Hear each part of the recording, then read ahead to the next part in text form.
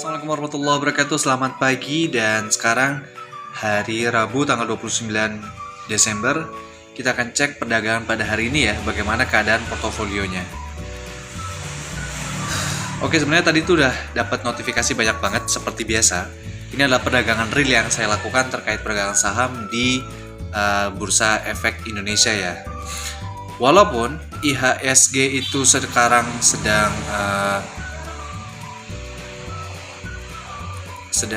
hijau ya, tapi faktanya beberapa portofolio saya masih merah ya untuk saat ini. Dan kemarin Arka itu hampir banget cuman sekarang minus di angka 4% ya, 6% malah, sekitar Rp58 per lembar sahamnya. Sedangkan saya mau coba untuk take profit di angka 65 karena saya dapat rata-rata di angka 62. Saya pikir ambil 3 poin aja itu udah cukup ya, tapi ternyata keadaan itu nggak sesuai sama prediksi saya dan sekarang posisinya di angka 58. Kalau untuk Arka ini sebenarnya kalau saya punya sedikit lagi dana yang bisa saya gunakan, itu bisa untuk menurunkan rata-rata ya. Ini cukup nih. Kalau dilihat di sini demand itu sudah habis, tinggal supply-nya saja di angka segini ya. Cuman saya nggak tahu, kemungkinan masih akan turun sih kalau untuk Arka nih. Coba kita cek teknikalnya yuk. Direkomendasikan untuk beli totalnya itu 93% loh. Ini besar sekali untuk Arka. Cuma saya udah nggak ada dana, jadi kita cuma bisa berharap aja membaik, kemudian bisa take profit di angka 55.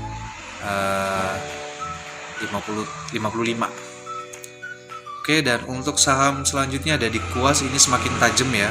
Sekarang sudah minus di angka 39% atau kurang lebih nominalnya itu di 2.300.000 ya. Saya sudah minus 2.300.000. Sekarang posisinya berada di angka 74. Benar-benar ini saya dapat isu katanya Kuas ini akan turun sampai di angka Rp50 ya per lembar sahamnya. Sedangkan saya masih punya rata-rata di angka 121.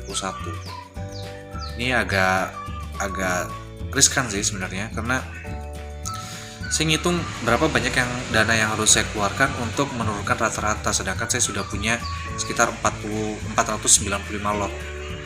Kayaknya masih PR besar banget nih untuk Kuas, tapi saya sih masih punya optimis nih di saham Arka, karena dia angka segini kayaknya masih bisa nih kalau saya coba untuk turunkan rata-ratanya, karena saya cuma baru punya sekitar 59 lot. 59 lot itu misal kita mau turunkan, mungkin kita perlukan ya kurang lebih 59 atau mungkin di angka 70-an lot lah, bisa nurunin angka rata-rata di angka sekitar 59 mungkin.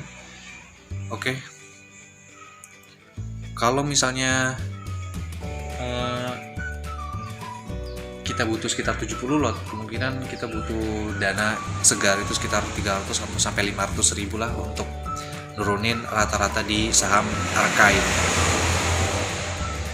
Oke guys, itu dia update harian saya terkait perdagangan saham di melalui platform Ajaib.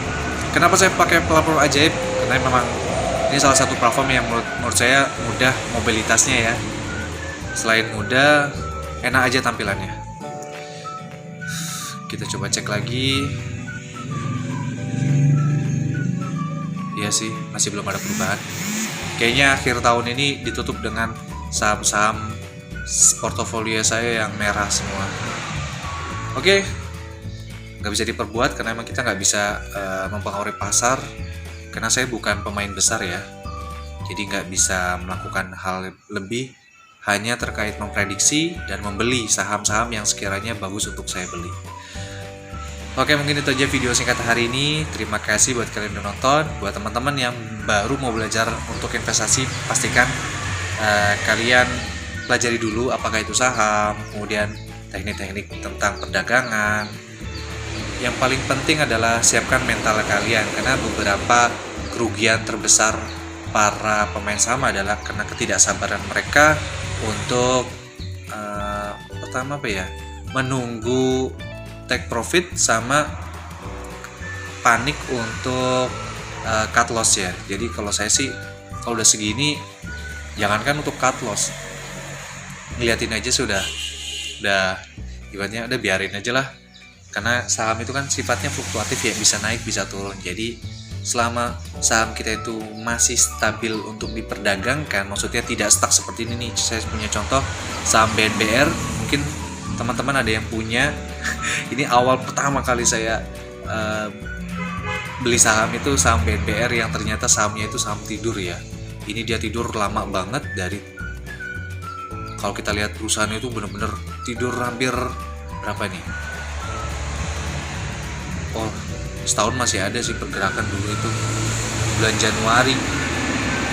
Iya di Januari sempat ada pergerakan, habis itu turun lagi, tidur sampai setahun itu tidur. Nah, ini salah satu contoh saham tidur. Mudah-mudahan sahamnya nggak ada yang tidur ya. Oke, mungkin itu aja. Sekian, wassalamualaikum warahmatullahi wabarakatuh.